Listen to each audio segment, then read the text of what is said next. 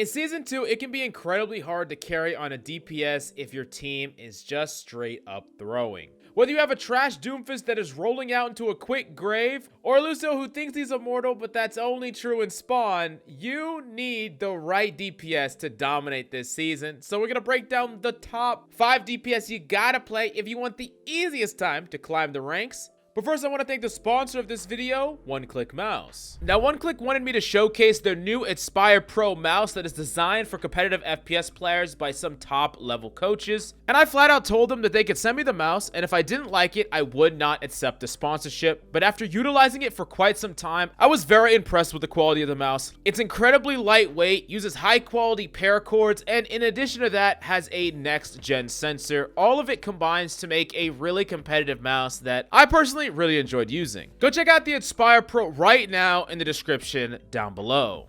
Now, the first character that we got to talk about that is actually incredibly strong this season, and it's Widowmaker. Now, Widowmaker is an incredibly powerful DPS, as you all know, capable of getting one-shots on a vast majority of the cast, but Widowmaker has really sat on the sidelines for quite some time, with Winstons and Divas flying around, characters like Sojourn capable of getting long-distance headshots, and Genji's just in your backline at all times. But Widow even then was still pretty good, but now, especially up against Roadhog compositions, Widowmaker really starts to shine. Because oftentimes Roadhogs will make little small mini flanks and they'll play on the front line, walk into the enemy team, or try to find a little angle to get their hooks off. But a Widowmaker is playing so far away from these characters that she can get value, and most of these characters cannot come after you and try to kill you outside of the DPS, which when you're in an isolated duel with them, every skilled Widowmaker has a chance to win. And especially if you make sure to keep adjusting your positioning to back up so that you're never within range of an enemy. I want you to constantly be distancing yourself. You can play an aggressive angle to start with, but if you take pressure, if enemies push up closer to you, I want you to grapple away, distance yourself even further, and it gives you more opportunities to get shots off without ever putting yourself in danger. Of course, in addition to that, making sure that you're practicing your Widow 1v1s and practice in places like Triad Free-For-All so that you could even beat a lot of the dive DPS like Tracers in that 1v1, especially positioning far away is going to allow more opportunity for you to win that duel before the Tracer gets on you, and it's going to make them use more cooldowns to get to you. Last up, just the map pool really aids to Widowmaker. There's a ton of maps that were added that Widowmaker is good on, such as Blizzard World, and many of the older maps that we have been playing on since the start of Overwatch 2 just favor Widowmaker so much because of the many long sight lines. So either play this character or have a game plan to beat this character, because you're going to go up against good Widowmakers here and there, and it's going to be a rough time. Now, the next character on this list is actually a character that you might not expect, but is really strong right now, and it's Junkrat.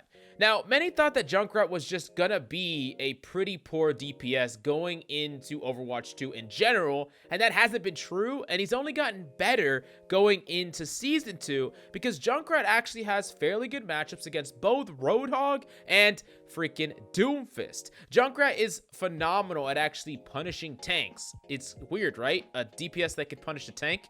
Seems kind of strange, but Junkrat has the burst potential to not only attrition out a ton of cooldowns like Suzu, Amp Up, Breather, but in addition to all those things, Junkrat, when faced with a tank that's out of position, can actually punish that person and kill them. Now, I will say that you have to be very careful not to waste both mines when you're up against characters that can press you and basically kill you if you're caught with your pants down with no mines and no way out, because at the end of the day, one mine should be typically held for some form of mobility unless you're getting instant value with it. And on top of that, don't forget that if Junkrat gets the drop on someone, you could easily one-tap any squishy with a mine and a primary fire combo. And of course, putting your traps near your team around where a Doomfist is likely to roll out into you is a great way to catch the slippery bastard and actually get a freaking free pick on a tank. Now, the next DPS we got to talk about is the DPS that is actually incredibly powerful if played correctly, and it's Reaper. Now, Reaper, just like Junkrat, is a DPS that can actually punish tanks. However, as a Reaper player, the #1 mistake I see when VOD reviewing Reapers, and I've been doing a lot of VODs on my Patreon, which you can check out in the links down below, but I've seen just Reaper after Reaper just spend their entire time shooting at an immortal tank on the front line. Like, that tank is getting constant pocket, and you're a Reaper, and you're like, you know what, let's just fight this tank, and the tank never dies, nothing ever happens. And the thing that you need to understand about Reaper is that he's actually incredibly good at just dueling enemy supports in DPS. High burst damage from close range, the ability to fade cooldowns with his fade. There's a lot about him that just makes him just the best close range fighter up against squishies, but you got to get in close. So how do you do that? One of the best ways that you can do this actually is by aggressively teleporting to split maps open. This means teleporting to the high ground, teleporting to behind the enemy or in a more aggressive angle from one line of sight to the next. I love the example on King's Row where you can go teleport behind enemies in the perch, and then if you're back behind them on the high ground, no one's going to push you because you're a goddamn Reaper still with your Wraith. And if you're there, your presence alone forces enemies to respect you. If their tank pushes too far forward, you could drop on their back line. If the enemy pull back and give space to your team, that's automatic value just for you teleporting and being aggressive. And of course, especially when your team is going in, your Doom's going in, cooldowns are wasted, Suzu is gone, Nade is gone, you can drop in as a Reaper and kill people with ease. So don't just focus all your time and effort just on that tank.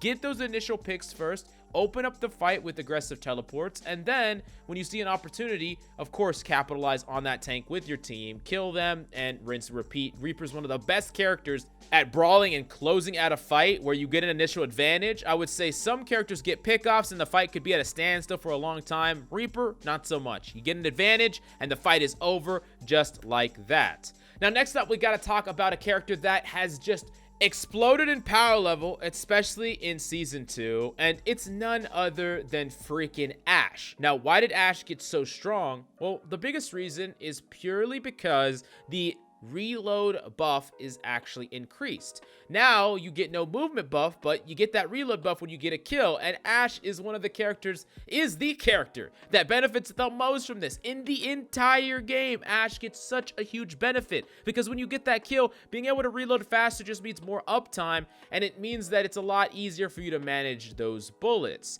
Now, there's two things that you really have to be careful of in this meta on Ashe. One is making sure that you keep adjusting your position to play around a Roadhog from pressuring you. Remember, your goal here is to constantly pressure that Roadhog and pressure the enemy team. Of course, you're looking for picks, but do not allow that Roadhog to just walk up on you without you, one, adjusting your position, and two, putting enough pressure that baits out cooldowns, right? The more pressure you put into them, you could bait out something like Breather, and if Breather gets baited out, if you have a Doomfist, he can cancel the Breather, or maybe the enemy has to invest Suzu, and then your Dynamites are a lot more effective after the fact.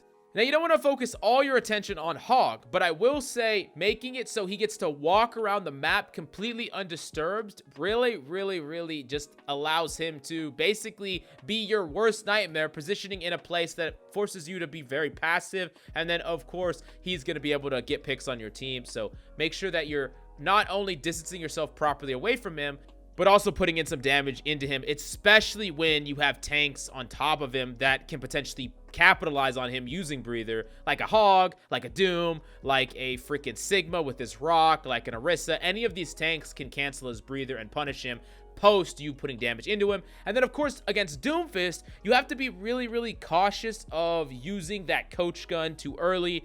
Anytime you use a coach gun, even if you're going up to the high ground, the Doomfist can easily all in you, and if his punch is already charged, he can definitely kill you. So you got to be very careful of that. I will say typically positioning on the high ground means he's going to have to use multiple cooldowns to get up to you, which is a good thing if you conserve that freaking coach gun, because then he's never going to be able to kill you very easily unless someone else forced you off that high ground or forced you to use that coach gun.